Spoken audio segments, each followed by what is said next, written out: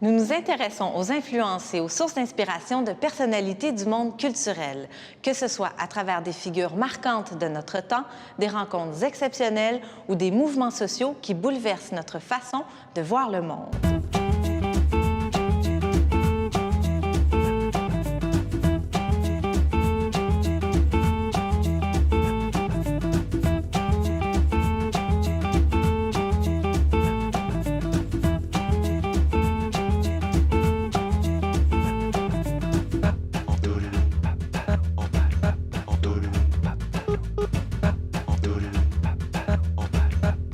Clara Fleury, bonjour. Bonjour. Merci d'avoir accepté notre invitation.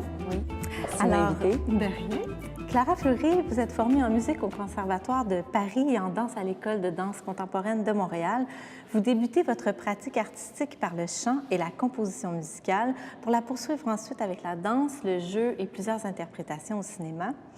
Hello, How Are You, spectacle hybride entre danse et théâtre, co-créé en 2011 avec votre complice Céline Bonnier.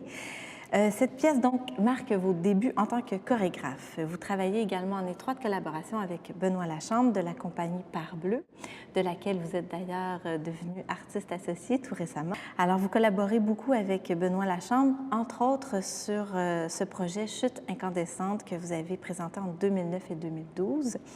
On a récemment pu vous voir dans Untied Tales, un conte dansé que vous avez co-chorégraphié avec Peter Jasko. Alors Clara, merci encore d'avoir accepté notre invitation. On s'intéresse aujourd'hui à vos sources d'inspiration, vos influences et je vous pose la question, de qui ou de quoi êtes-vous la contemporaine? Oui.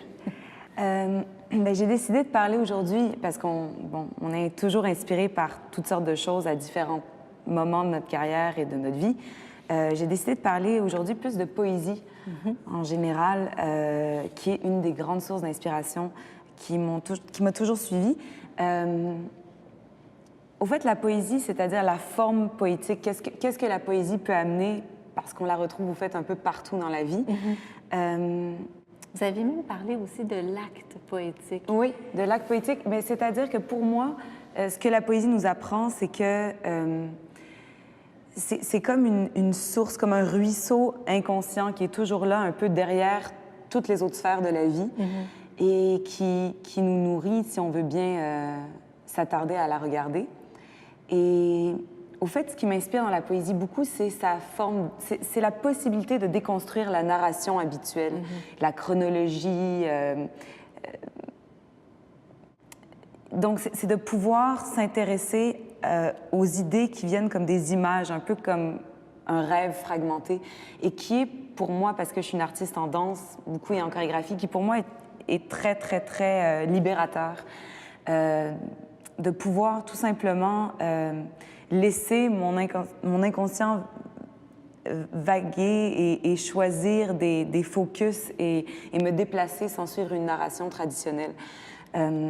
Quelqu'un qui a beaucoup parlé de ça, c'est Louis Dudek, qui est un poète, mais aussi beaucoup un enseignant et un théoricien de poésie, qui a écrit Continuation, qui est un poème fleuve, un très long poème, mais qui parle de cette idée de continuation qui existe en art visuel, beaucoup par exemple chez les peintres comme Jackson Pollock, par exemple, qui dit que le centre de la peinture peut être n'importe où sur la surface de l'œuvre.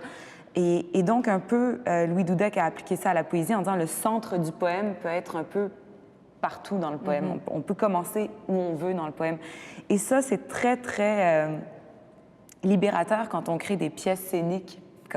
Au lieu de tout le temps imaginer il y a un début, il y a un milieu, il y a une fin, c'est d'imaginer que chaque moment est le centre du monde à ce moment-là. Donc, chaque moment peut être finalement le point de départ aussi. Oui. Et donc là, on se retrouve à être peut-être un peu dans quelque chose du moment présent qui est très, par exemple, quelque chose qui existe beaucoup dans la philosophie bouddhiste, par exemple, mais où tous les moments deviennent d'une telle importance et d'essayer d'en faire ressortir tout ce qu'il y a de poétique et tout ce qu'il y a de sensoriel dans le moment. Donc ça, c'est des choses qui m'inspirent beaucoup. Puis vous disiez que vous... Bon, c'est Louis Dudek qui est un théoricien qui a beaucoup écrit sur les principes de poésie. Vous essayez d'appliquer ça à vos propres vos propres créations. L'acte poétique, finalement, rejoint dans ce sens-là un peu l'acte créateur, ce qui va initier peut-être aussi une idée. Oui. Oui, pour moi, souvent, alors que mes pièces sont assez abstraites et j'utilise pas de mots vraiment sur scène, la poésie finit toujours par être à la source d'une envie de créer. Je lis une phrase, et je parle pas d'un poème nécessairement au complet, ni l'œuvre de quelqu'un, mais je lis quelque chose qui éveille en moi l'acte poétique et qui me donne envie, moi aussi, d'exprimer quelque chose. Par exemple, Untied Tales avec Peter Yashko, c'était beaucoup centré autour d'un vers de T.S. Eliot dans son poème Ash Wednesday.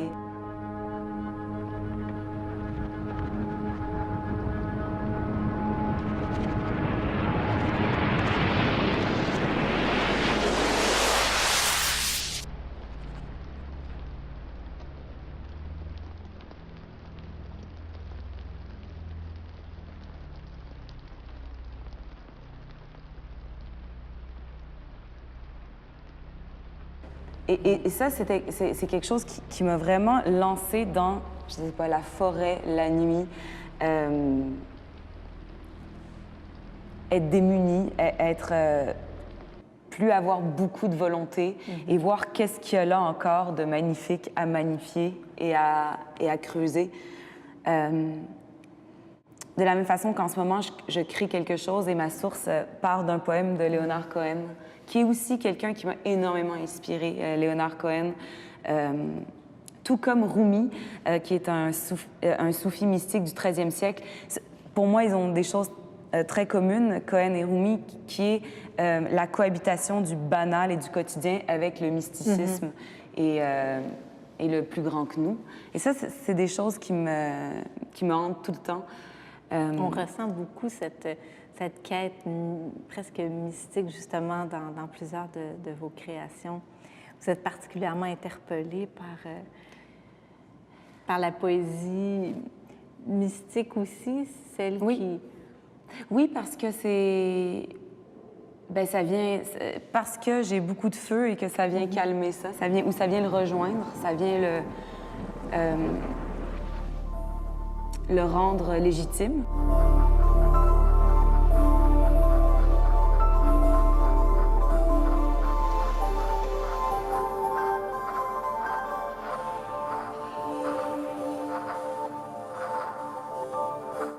Clara, à travers votre pratique artistique, vous faites beaucoup de collaborations.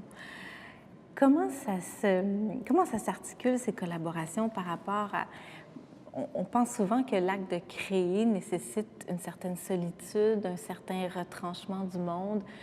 Comment ça s'articule, ces collaborations que vous faites? Est-ce que quand même vous réunissez deux univers? Oui, c'est vraiment des rencontres... Comme si on l'imaginait visuellement, c'est des rencontres à mi-chemin, tout simplement. C'est vraiment pour moi très, très riche parce que ça te force à sortir de tes retranchements habituels, de tes obsessions. De toute façon, je pense que chaque artiste travaille seul parce qu'on travaille continuellement. On est tout le temps en questionnement par rapport à notre art et par rapport à nos obsessions. Et puis la rencontre avec l'autre en studio, elle est super intéressante. Ça devient autant à propos du travail qu'on fait que de la rencontre humaine. Et ça crée une troisième chose au milieu de ces deux choses-là. Vous vous intéressez beaucoup à la notion d'être social par rapport à l'être sauvage. C'est quelque chose qui vous a beaucoup inspiré dans votre pratique. Est-ce que vous avez des lectures aussi qui vous ont... Il y en a une qui me vient en tête particulièrement quand on amène ça, c'est La femme qui court avec les loups de Clarissa Pinkola, qui m'a énormément marquée quand je l'ai lu. C'est comme un livre qui est venu nous rappeler des choses qu'on savait déjà enfouies dans nous, mais qui est venu nommer ces choses-là. Donc l'idée de la femme sauvage, l'idée de cultiver son instinct, l'idée que le savoir et que la sagesse est comme ancrée dans nos os profondément, là où les choses ne mentent pas, ce qui va rester en dernier. C'est des choses qui m'ont beaucoup inspirée aussi parce que en danse, quelque part, le corps est comme une librairie savante.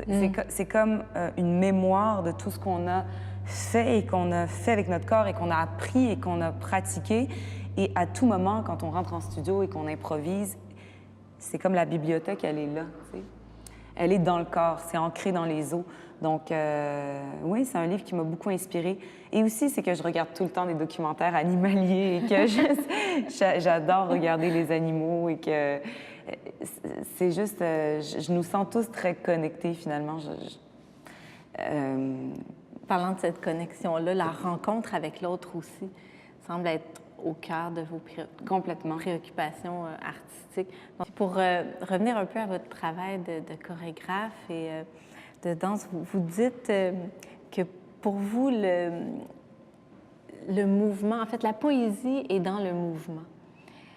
Je trouvais ça beau comme image. Comment ça se traduit quand vous arrivez en studio?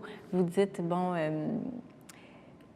est-ce que ça participe de cet acte créateur-là dont vous parliez tout à l'heure? Oui, puis en fait, je suis assez intéressée en ce moment par le mouvement répétitif, par le mouvement sériel, par les choses assez minimales et juste l'idée que dans un mouvement, à force de le répéter, on va finir par voir tellement de choses différentes dans le même mouvement. Ça parle tellement. Par exemple, un peu comme ce que font les derviches tourneurs, par exemple, qui font... Là, je me rattache à Rumi aussi, qui est un derviche, mais qui font juste tourner et répéter sans cesse ce mouvement. Et cette spirale, ils pensaient que cette spirale les amène au centre d'eux-mêmes et à la rencontre, finalement, de Dieu à l'intérieur d'eux-mêmes. C'est quelque chose que je trouve très intéressant, la répétition d'un mouvement comme étant, finalement, porteur, tu sais, ce mouvement de tous les mouvements. Clara, on n'en a pas encore parlé, mais vous êtes vraiment une artiste de la performance.